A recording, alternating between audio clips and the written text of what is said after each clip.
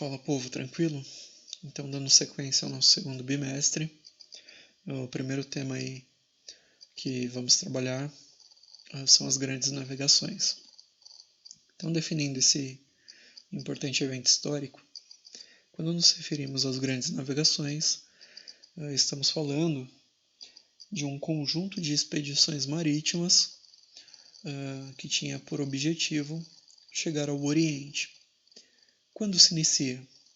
Final do século XV, passando pelo século XVI e século XVII. Então, antes de começarmos aí a analisar as etapas desse processo, é preciso ter de forma bastante clara que a Europa, nesse momento, ela está vivendo um momento de muita transformação. Transformação política, com a chegada do reino poder, transformação econômica, no caso, o surgimento de uma nova camada social, a burguesia e todo o espírito capitalista, né? E as mudanças aí culturais, né? Então, a própria questão do renascimento cultural e científico, né? Moldando a mente desse homem europeu, e a própria reforma protestante, que também vai dar um novo engajamento cultural e religioso para a época, tá certo?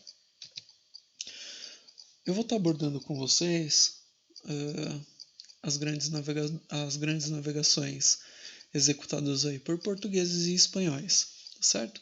Então é preciso lembrar que os europeus nesse momento eles conhecem aí um mundo bastante reduzido.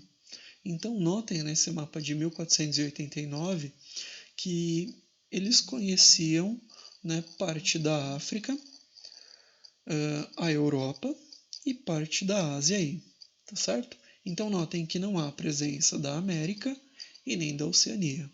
Então, se o mundo ele é reduzido, se os conhecimentos eles são reduzidos, a mentalidade desse homem também é, né? Então, esse homem, primeiro que ele está sobrecarregado de influências religiosas, é um homem que pensa de uma maneira bastante medieval, né? Muito influenciada pela igreja, e ele acreditava que navegar em grandes mares era algo muito perigoso, porque os mares eles estavam repletos de seres bizarros aí, de seres mitológicos que confundiam os navegadores, destruíam os barcos, tudo por conta de uma influência religiosa, tá certo? Tanto é que quando Colombo chega na América, ele vai acreditar que ele chegou no paraíso, narrado no Velho Testamento. Tudo bem? Quais foram os motivos? Então, primeiro motivo, o monopólio proposto pelas cidades italianas. Então, vale lembrar que a principal rota comercial era a rota do Mediterrâneo, né? Então, quem quisesse navegar por esses mares aqui, né, tinham que pagar uma taxa para os italianos, né, para os genoveses e venezianos, tá certo? Então, eles vão cobrar taxas aos produtos que chegam e para quem quisesse navegar por esses mares, tá? Então, lembrando que eles queriam chegar aqui às Índias, né? E eles eram obrigados a pagar aí altos tributos para essas cidades. E posteriormente, né, quando os turcos otomanos conquistam Constantinopla, eles vão fechar aí o mar, né, impedindo que outros povos navegassem por eles. Quais foram os fatores, né, que impulsionaram as grandes navegações? Então, olhando para o lado socioeconômico, o próprio renascimento comercial e urbano ele é um fator decisivo nesse sentido, né? Então, à medida em que o feudalismo está ficando para trás e que essa Europa está ganhando um novo dinamismo na sua sociedade com o renascimento das cidades, o comércio ele vem junto, né? Então, o comércio de especiarias, por exemplo, era algo bastante lucrativo para as pessoas que trabalhavam nesse ramo. Tá certo? Então, esses comerciantes eles querem vender nessa Europa, né, já que a cidade está sendo repovoada, tudo aquilo que é novo. Né? Então, o comércio de temperos, porcelanas, seda, então tudo que é novidade está sendo levado para a Europa e esses comerciantes estão ganhando muita grana em cima disso. Né?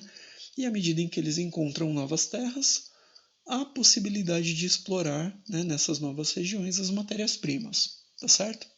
Como um fator político, a aliança entre o rei e a burguesia, e sem ela nada teria acontecido, né? Então a burguesia reconhece a autoridade do rei, o rei possibilita que essa burguesia crie mecanismos para desenvolver aí o seu comércio, né? E ambos aí financiam esses projetos gigantescos, tá certo?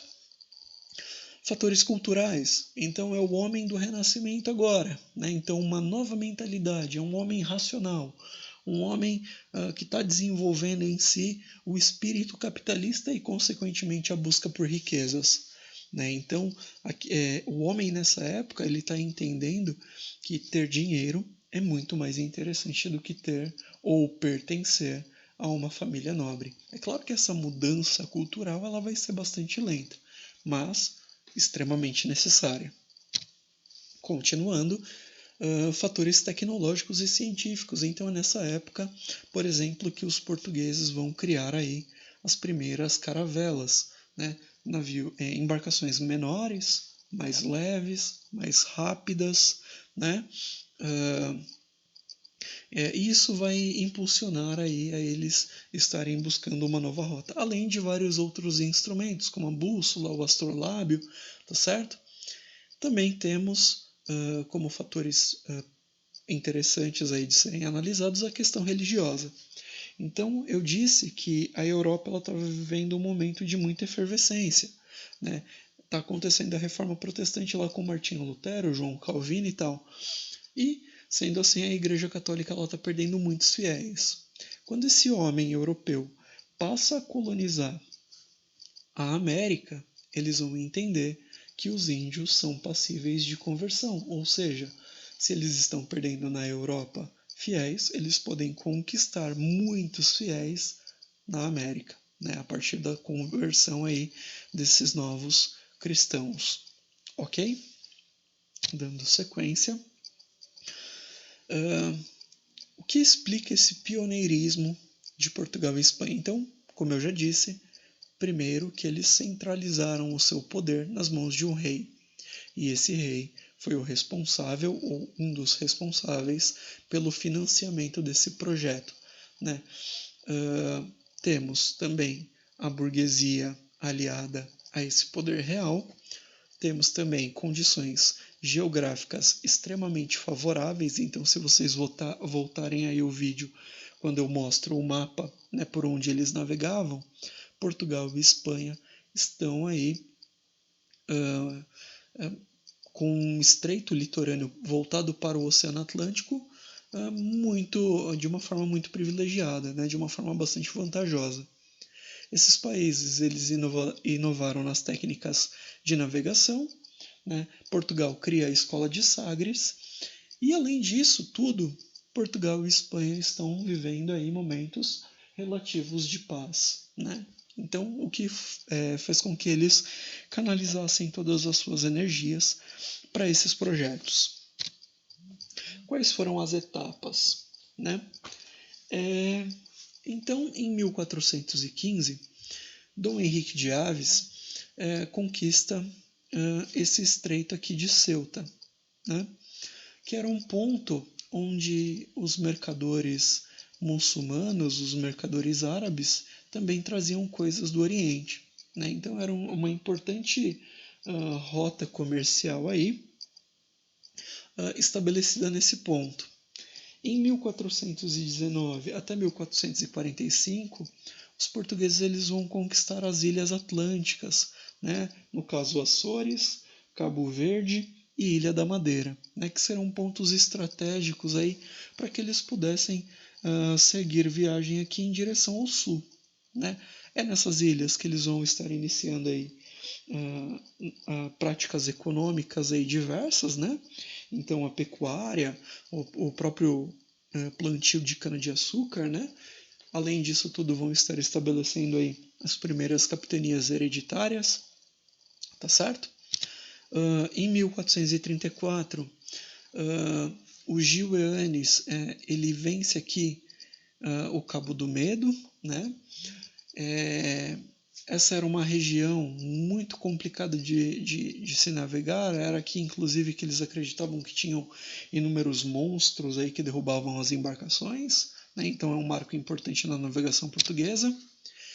Em 1488, né, Bartolomeu Dias vence aqui o Cabo das Tormentas, ele consegue fazer essa travessia e quando ele consegue atravessar essa região, os portugueses eles rebatizam, né, essa área, chamando então ela de Cabo da Boa Esperança. Né? Então muitos tentaram atravessar esse estreito e tiveram aí os seus navios afundados, né, por conta dos fortes ventos, dos mares agitados aí que não era para qualquer um, né. 1492, Cristóvão Colombo chega às ilhas de São Salvador, né, é um dos primeiros caras aí a estar pisando aqui nas ilhas dessa região, né. Vale lembrar que os primeiros europeus que chegaram na América foram os vikings, né? Mas dentro desse contexto, Cristóvão Colombo é bastante importante. E em 1498, Vasco da Gama chega ao seu objetivo final, que é chegar, né, contornando aqui a costa do litoral africano, chegando a Calicut, nas Índias, tá certo? E, por fim, 1500, Cabral, entre aspas, descobre o Brasil. Então eu vou pedir para que vocês leiam com calma, né, as etapas aí da chegada de Cabral em nosso país, né? Então são trechos aí bastante interessantes de serem analisados, né? Narrados aí por Pero Vaz de Caminha, tá certo? E eu vou pedir para que vocês também parem o vídeo para entenderem aí o quão difícil era navegar no século XVI e XVII. Bom, era sobre isso que eu gostaria de estar falando com vocês. Eu espero que a explicação tenha sido clara. E qualquer dúvida, me procurem pelo WhatsApp. Anotem as dúvidas no caderno e me procurem, ok? Eu vou ficando por aqui. Até o próximo tema.